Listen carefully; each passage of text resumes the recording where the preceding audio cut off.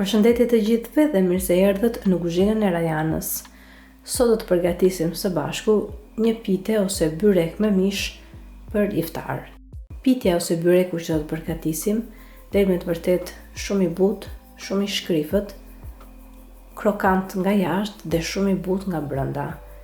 Në familjen time, kjo lloj piteje preferohet shumë, prandaj unë sot vendosa që recetën ta ndaj edhe me ju.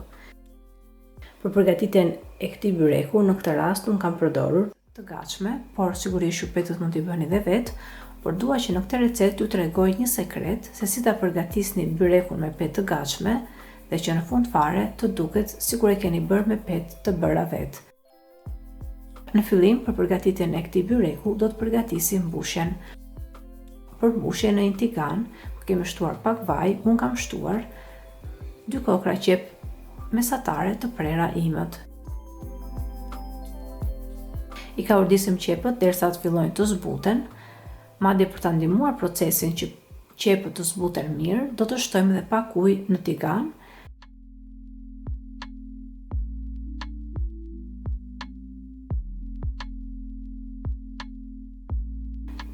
Dhe do t'i trazojmë qepët derisa të pinë të gjithë ujin.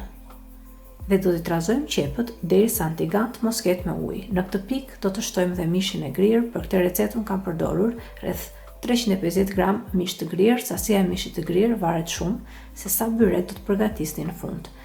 E trazojmë dhe mishin e grirë, mos harroni të shtoni pak krip, piper të zi dhe piper të kuq.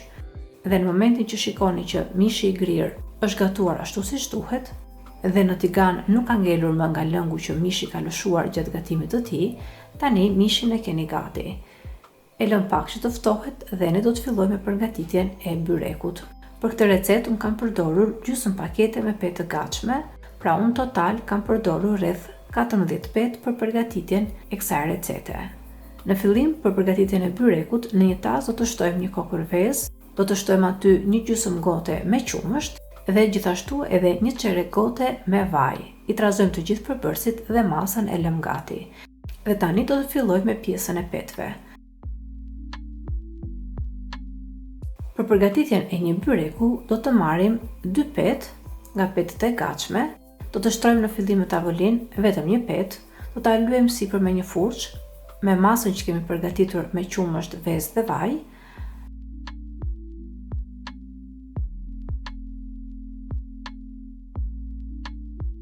Dhe sipër petës do të vendosim petën e dytë.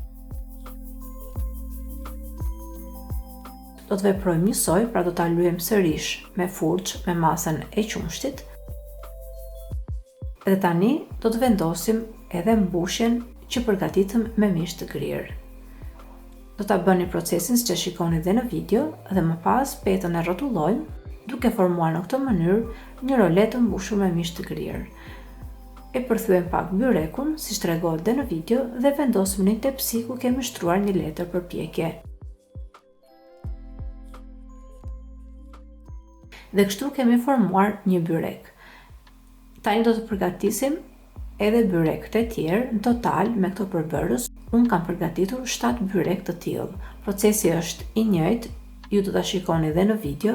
Përgatitet shumë kollaj, pra për një byrek do të përdorim 2 petë të gatshme. Secilën nga petët do t'i lyejmë me masën e qumshtit. Kjo bëhet pasi në këtë mënyrë byreku del shumë i butë dhe shumë i shkrifët. Dhe në fund fare, kur byrekët i kemi vendosur në tepsi, i lyejmë sipër me anë të një furçe me masën me qumësht që kemi përgatitur dhe tani byrekët i kemi gati për t'i pjekur në furrë. Përpara se të fusni byrekët, e ngroni furrën më parë në 200°C dhe kur furra është nxehur, do të fusim byrekët për t'u pjekur.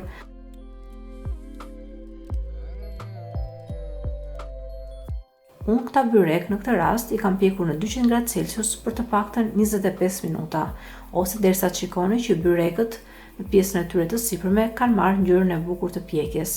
Më pas, byrekët i heqim nga furra.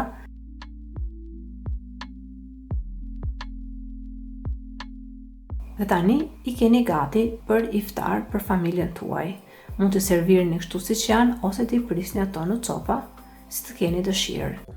Dhe byreku në fund fare duket sikur është përgatitur me petë të bëra vetë në shtëpi. Provojeni dhe ka për t'ju pëlqyer shumë kjo recetë. Mund ta përgatisni për iftar ose edhe në ditët e zakonshme kur nuk keni shumë kohë dhe nuk doni të rrini për një kohë të gjatë në kuzhinë. Shpresoj shumë që kjo recetë t'ju ketë pëlqyer dhe nëse po, mos hezitoni të jepni asaj një like, si dhe ta shpërndani me miq dhe familjarët tuaj në rrjetet sociale. Gjithashtu mos nguroni të abononi në kanalin tim, si dhe të shtypni zilën e vogël anash kanalit, në mënyrë që të njoftoheni sa herë në kanal postohen recetat e reja. Ju falenderoj të gjithëve që më ndoqët edhe në videon e sotshme. Bashkë do të dëgjojmë sërish në videon e radhës. Deri atëherë, Zoti ju bekatoft të gjithëve.